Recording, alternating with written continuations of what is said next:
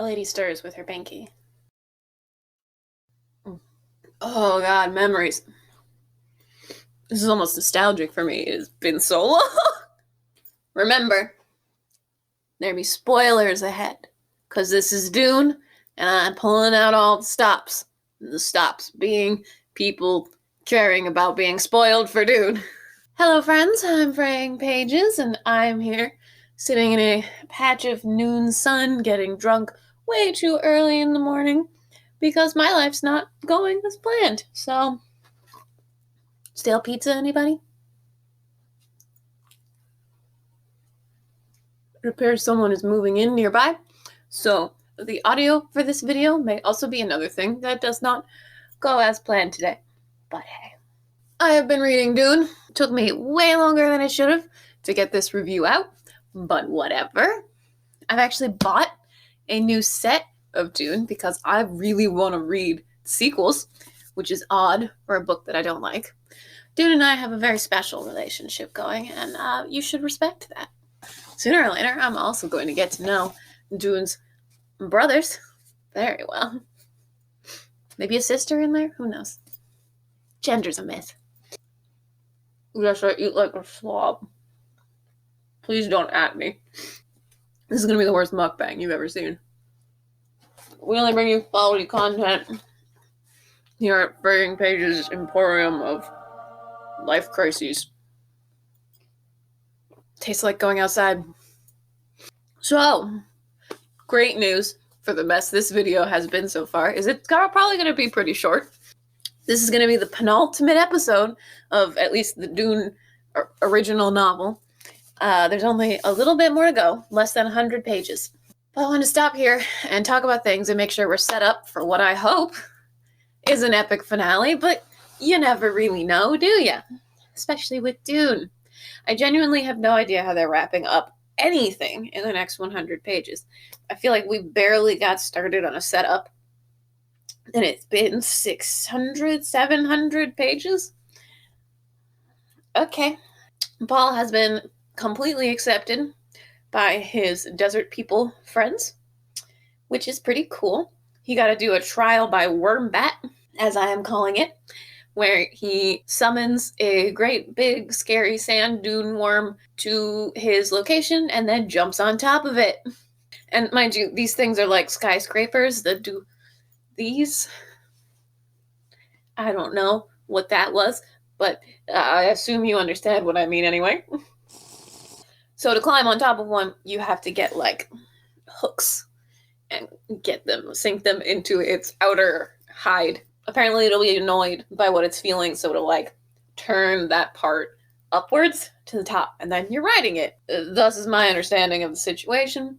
Anyway, Paul doesn't die when they tell him he has to try and figure out how to do this on his own for the first time, and therefore he's a member of a very elite, fancy desert person club. So after finishing this fancy rite of passage, suddenly they are beset by smugglers trying to get spice out of the sands. And so they go ambush those people because they're fancy desert folk who are just like really good at being stealthy ninjas. They have more patience than anyone else, and therefore no one ever sees them coming. They catch up.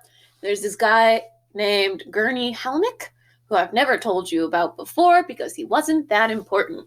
But he was part of Paul's father's like household, and he's been on this epic quest for vengeance because Baron, evil guy, told him that Lady Jessica was the one that betrayed the whole household. The reason I didn't tell you about him before is because the only defining characteristic he really has is he plays an instrument real good. So Gurney promptly gets himself accepted into the Desert Society, kinda. He comes back with them and runs into Lady Jessica and tries to murder her because he's on his quest for vengeance. But she's Lady Jessica, so she's too cool for that. And she convinces him she didn't betray him or the Duke, that she actually loved her husband, which, like, yeah.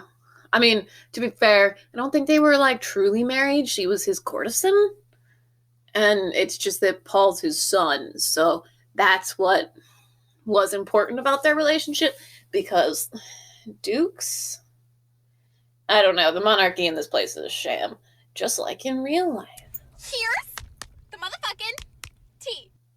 Anyway, there's lots of beautiful, manly tears, especially from Lady Jessica. And so that seems pretty resolved for now. The other important plot line that I think we'll need to know about is that Mom, Lady Jessica, is very worried about two people, our only other females in the entire book series. One of which is her daughter, who was born and is like a little toddler going around the place. But mentally, she is an adult because of the weird ceremony thing that happened that made Lady Jessica into a reverend mother. That involved taking like this drug and getting to see everything that happened in the previous reverend mother's life and all the other lives before her and so on.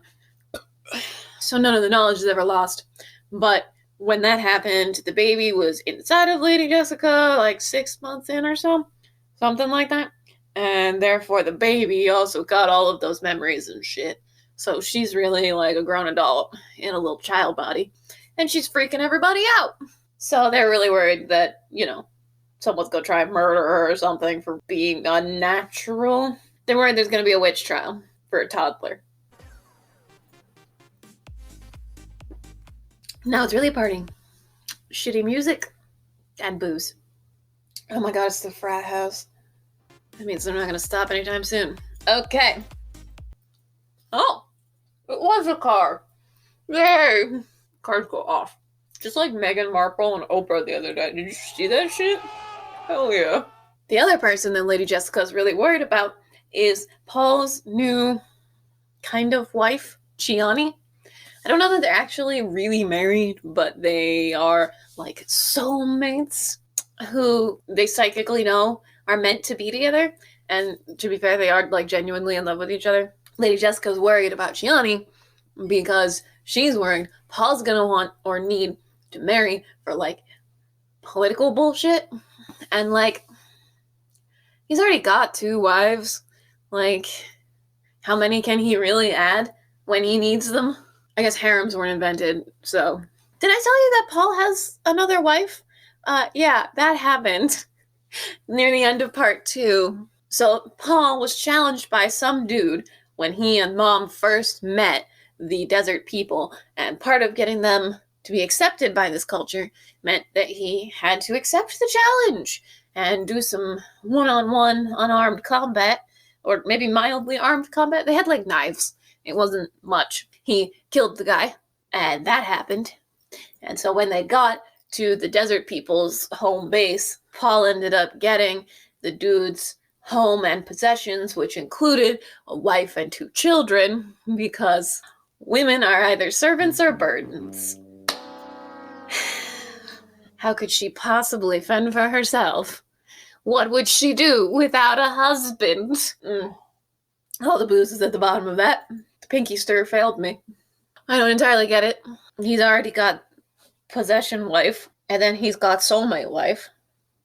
Why not have princess wife so I can be emperor wife? Might as well collect them all. Bruh. Anyway, that's literally everything from this week's Dune that you might care about. Thank you for watching me have a mental breakdown. I hate this book. On one hand, we want to talk about like 1965 or something this came out, and of course it's going to be kind of in modern standards. And you know, there are some really interesting things that happen. Like, there's a lot to be said for Dune. I kind of get the appeal, but a lot of it does not hold up to modern standards and should be discussed in a critical way. There's only so much you can do with an existing work that's reflecting values from the past. I give it more of a pass than if someone decided to write this shit today. They should know better. It's wrong. At the same time, if you take out some of the elements, if you erased all the women, it would be slightly lacking in a different way, but it wouldn't be all that bad of a novel. Not necessarily my cup of tea, but the technical skill of Frank Herbert is pretty good, and that's what I think my drunk ass is trying to tell you. Who really knows, though? So, thank you for watching. I hope that you're excited for the actual ending of Dune. I've been rambling for 20 minutes on what's going to be a 5-minute video, so thank you for watching. I appreciate you. I'm here, I'm queer, and I love you, dear. And I'm going to go finish this day-old pizza by myself. So...